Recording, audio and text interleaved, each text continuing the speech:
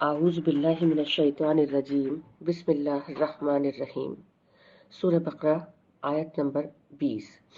लेकिन सूरह बकरा आयत नंबर 19 और 20 को हम एक साथ समझेंगे तो चीज़ें और क्लियर होंगी। पहली मिसाल उन मुनाफिकों की थी जो दिल में इस्लाम का बिल्कुल इनकार करते थे और किसी फ़ायदे और गरज के लिए मुसलमान बन गए थे। और ये दूसरी मिसाल उनकी है जो शक और शुबे और ईमान की कमजोरी में पड़े हुए थे। कुछ हक के कायल भी थे मगर ऐसी हक परस्ती के कायल न थे कि उसके लिए तकलीफ और मुसीबतों को भी सहन कर जाएं।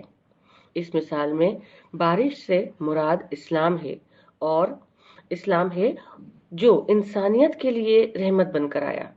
अंधेरी घटा कड़क और चमक से मुराद मुश्किलों और मुसीबतों का वो हुजूम यानी वो भीड़ और वो सख्त जद्दोजहद है जो इस्लामी तहरीक के मुकाबले में अहले जहालियत की सख्त मुखालिफत की वजह से पेश आ रहा था।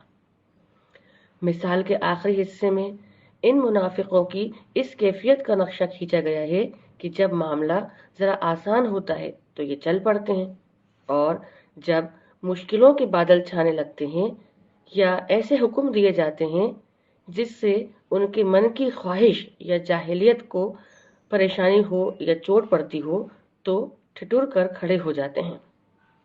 यानी जिस तरह पहली किस्म के मुनाफिकों के देखने की ताकत को उसने बिल्कुल छीन लिया, उसी तरह अल्लाह उनको भी हक के लिए अंधा बहरा बना सकता था। मगर अल्लाह का यह कायदा नहीं है कि वो किसी हद तक देखना और सुनना चाहता हो तो उसे भी इतना देखने सुनने ना दे जितना भी हक देखने और सुनने के लिए ये तैयार थे, उतना ही देखने और सुनने की ताकत अल्लाह ने उनके पास रहने दी। अब हम भी इन आयतों से ये सीखें कि कहीं हमारे साथ भी तो ऐसा नहीं है कि हम इस्लाम को पिक एंड चूज बना रहे हों। जो चीज़ें हमसे आसानी से हो जाती हैं हम वो कर लेते हैं और जहाँ बात थोड़े से कॉम्प्रोमाइज़ की आती है, थोड़ी सी मुश्किलों की आती है तो हम बचने लगते हैं।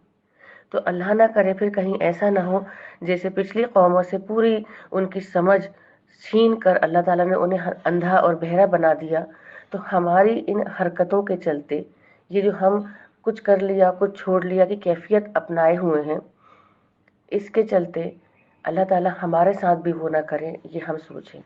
और ये अल्लाह की बहुत बड़ी रहमत है और हम उसका शुक्र अदा करें कि उसने अभी भी हमको थोड़ी सी हिदायत दे रखी है, अभी भी हमारी देखने सुनने की समझने की कैफियत को बरकरार करके रखा हुआ है। आयत नंबर 19 और 20 को अपने लिए ज़रूर लगाएं और समझें कि ये आयतें हमसे क्या कहना चाह रही हैं। अस्सलाम वालेकुम व रहमतुल्लाहि व बरकातहू।